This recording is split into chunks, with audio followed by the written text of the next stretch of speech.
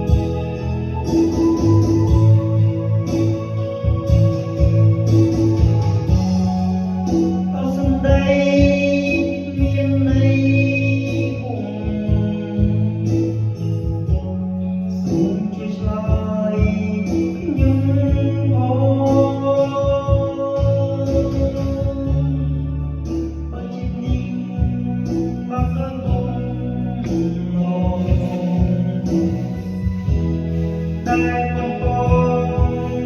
ជាគ្រូអត់ជំនោវាយកថ្មីមកនៅច្រៀងអរឡៃអក្សរាចាប់ទៅស្រី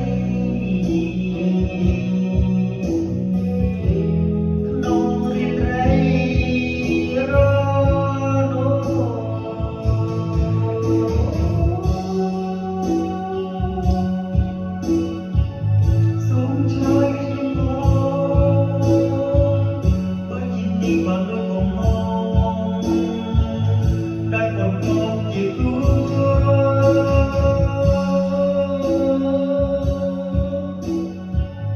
បងនៅជាអ្វីញ៉ាំញ៉ាអក្សរាចាប់ទៅស្រីក្នុងរាត្រីរង